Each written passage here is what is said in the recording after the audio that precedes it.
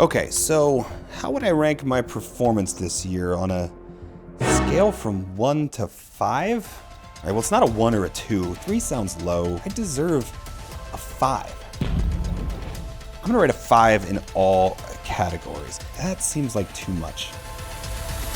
Traditional once-a-year performance reviews are confusing, dated, messy, time-consuming, and sometimes just completely inaccurate to what's going on in your team. I mean, look, I'm pro performance review. I like the idea of giving people feedback, but I agree with my colleague and friend Bob Sutton when he said, if performance evaluations were a drug, they would not receive FDA approval. They have so many side effects and so often fail. But don't just listen to Bob and I. Don't just take our word for it. Here's what the data shows. According to a survey of 837 companies across the globe, only 1 in 4 companies in North America said that their performance management systems were effective. And only 1/3 of companies said that their employees were evaluated fairly. The employers and employees have spoken. The workplace and work itself has gone through a pretty substantial transformation in the last few years. It's time for performance reviews to do the same. Real quick, my name is David Burkus, and I study high-performing teams and work with leaders to build their best teams ever. I've worked with hundreds of teams, dozens of industries. I've read the studies, so you don't have to. Work dynamics are constantly changing, and I want to make sure you're prepared for what's next. If that sounds like it's useful to you, then go ahead and subscribe to my channel down below, or even better, join our email newsletter, link in the description below. All right, let's get into it. In a past life, before I went back to graduate school, I worked in sales. I had a particularly painful performance review experience one time. My boss, the one who actually knew me and my strengths and weaknesses, had quit about a month before the annual review cycle. So his boss had to fill in and take us all through the evaluation process. Even though his boss knew nothing about us, our strengths or weaknesses, nothing about our past year and our accomplishments, none of it. So instead, he just went with what last year's sales numbers were. I would say, I think I exceed expectations here. I think I do really well. And he would say, well, but your sales numbers would be a little better if that were true, wouldn't it? And I would say, well, I feel like here I could develop a bit more. I'd really love to get challenged and some growth opportunities here. Yeah, I can kind of see that would be why your numbers were where they were last year. Every single time I talked about something intrinsic to me, he brought it back to the metric, last year's metric too. And you've heard me say it before, metrics aren't meaning. FYI, I'm not making this video because I got a lackluster performance review one time. I mean, I did, that did happen, but I've also had some great reviews from some great bosses. I'm not letting my experiences bias me away from what the data says about performance reviews. Too much. Managers don't like evaluations because it's confusing, it's a hassle, and it can feel like a lot of extra work on top of your existing work. Although the point of performance reviews is to help your employees improve their performance, and improving their performance is part of your job as a manager. Employees feel the frustration of being graded through a system that's confusing and ambiguous, and the pressure of knowing that that system could make or break their next raise. The intent of the review process, to provide feedback, develop problem areas, and strategies for improving performance, all of that breaks down in the face of what do these rating scales mean, and what's the specific definitional difference between this term and this term? And let's not forget about time. On both sides of the evaluation process, it takes a long time to prepare and have these conversations. In fact, Adobe found that their managers were spending 17 hours per employee preparing for their performance reviews. Now look, you can interpret that 17 hours number in 2 different ways. Certainly you can think, oh, isn't that great? Managers are spending 17 hours per employee reflecting on their individual uniqueness, their strengths and weaknesses, and crafting a custom development plan for them. But come on, you and I know most of that 17 hours is actually being spent sitting on training webinars and reading through definitions of what each categorization means and what each skill set is. And all of that 17 hours is on top of the real work the team needs to get done and the impromptu, informal feedback sessions you get maybe at the end of the day or after a meeting or at the end of a project. It's all extra and extraneous, and I think that's why most people would want to ditch performance reviews entirely. The ranking method, or stack ranking, or rank and yank, was popularized by this guy, Jack Welch, who was the CEO of General Electric from 1981 to 2001. And you might actually recognize him more as the mentor of Jack Donaghy on 30 Rock. But before that, he was a truly influential figure in the world of American business. GE went through a massive hot streak during his tenure as CEO, and much of it was attributed to his popularized method of ranking individual employees. It worked like this. The manager will have a list of all employees and will first choose the most valuable employee and put that name at the top. Then he or she will choose the least valuable employee and put that name at the bottom of the list. With the remaining employees, this process would be repeated until a full ranking develops. In the end, if they don't improve, they can't. They're out of here. In addition, there's a bell curve at play here. Not everyone is going to get a 5 out of 5, even if everyone actually does exceed expectations. Under Jack Welch, on a team of 10, everyone knew that 2 people were going to be labeled star performers and 1 person was going to be at the bottom and their job potentially on the line. They might get yanked. This method, or some variation of it, became the norm at a lot of companies. Until about 2012, when some new research and also the collective experience of a lot of leaders and managers began to question whether or not this method was doing more harm than it was good.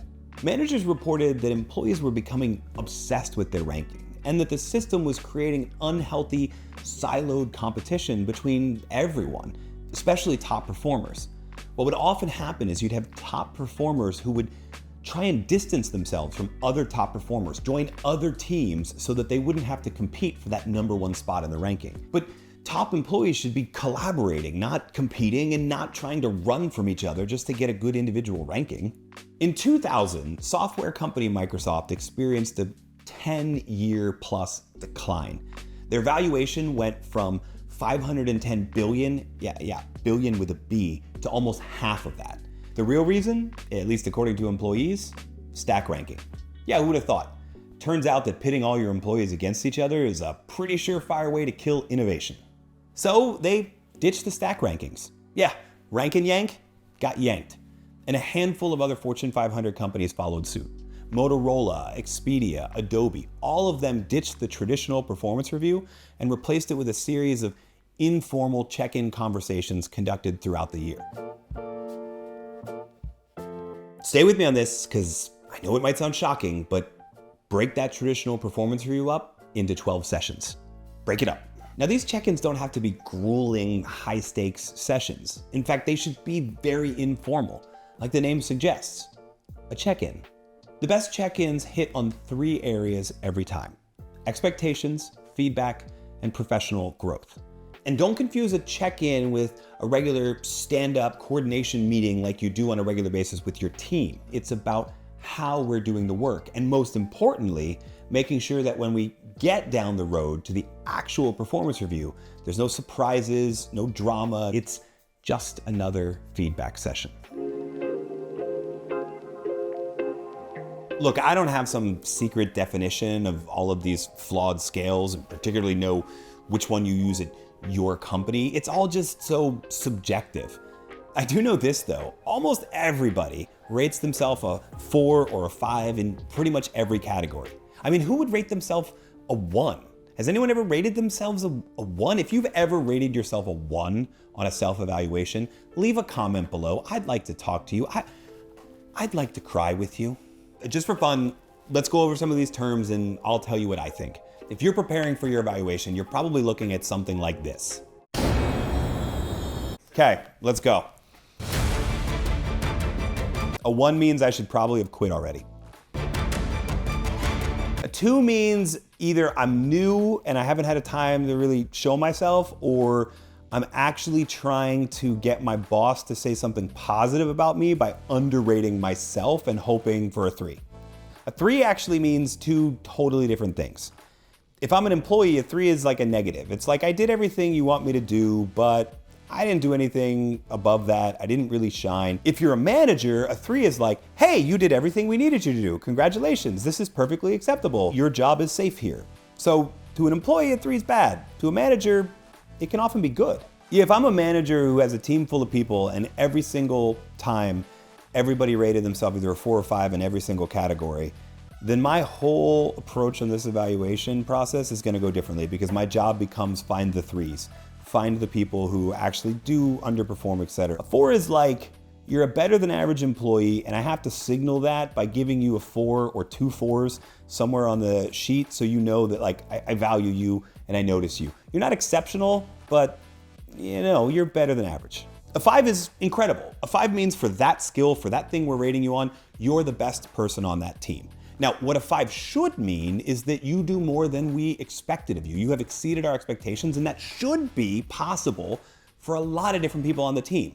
But in actuality, a 5 is just, yeah, you're the best on the team in this area. The difference between a 4 and a 5 from a manager perspective is I already gave the 5 to the person I like more. If you really believe you are the player, you're like the messiah of that team, then try it out. But I'd be willing to bet someone on the team is better than you in a certain area, and you probably want to come at this conversation with an acknowledgement of your humility. The interesting thing about any time you're deliberately downgrading yourself is you'll probably count on your manager agreeing with you. I've talked to, I don't even know how many managers at this point who will tell me that they very often have to tell an employee you're one notch lower than the employee self-rated, but they very rarely go the other way and go, no, actually you're the best one here. I'm gonna bump you up from a 4 to a 5. I know there's a lot of enthusiasm for artificial intelligence and how it's gonna transform the workplace, and so it feels like it's worth talking about here. Really, there's 2 ways that AI is going to make an impact in the performance review process. And one of them is really helpful, and one of them is not. Unfortunately, I feel like we're leaning towards the one that's not. I see all of these reports and stories and white papers and invitations to webinars about monitoring softwares and ways that you can track employees and keep tabs on them using artificial intelligence so you don't have to. But look, that's like any other game. As soon as employees figure out how to game the system, they're gonna game it back. And my kids play Roblox all the time, and they learn how to use auto clickers that make it look like they're still active in the game. You don't think people are gonna start using that at work if you've got Skynet monitoring them? No, those tools are not gonna be helpful. The best AI tools for performance improvement are gonna be ones that tell a manager what to look at, not what they're looking at. And if you can understand that difference, you're gonna figure out how to leverage these tools to help you and your team get a whole lot better. It probably feels like we're overdoing it at this point, like we're really killing the overall thesis. But that is that managers at the end of the day should be coaches and not graders. As Gary Ridge said, the job is not to mark my paper, it's to help me get an A. And if as a manager you're committed to doing that throughout the entire year, then you really shouldn't sweat the performance review process. It's just another in a series of check-in feedback conversations that you're having with your team. Now, if you haven't done that, then you should use this upcoming review as the opportunity to be a new manager moving forward. Somebody who says, hey, here's where you are, here's where you're rated. And by the way, moving forward, we're gonna check in much more often on this. Because growth takes time, but it also requires feedback at regular intervals of time. You can't wait a year to give someone feedback on how to improve. You can't tell someone at the end of the season how to change course during halftime. It's unrealistic to expect. So whether you've already been doing it or whether you're committed to doing it now, be the type of manager who wants to coach their employees towards greater performance, and you'll be the type of manager that has better feedback conversations throughout the year and has a whole lot less stress when you get that email from HR saying it's time for your annual review. If you're looking to lead smarter, then subscribe to my channel right here for more helpful insights just like this. And if you've got a question or a problem, leave a comment below. I'm here and this channel is here to help you build your best team ever.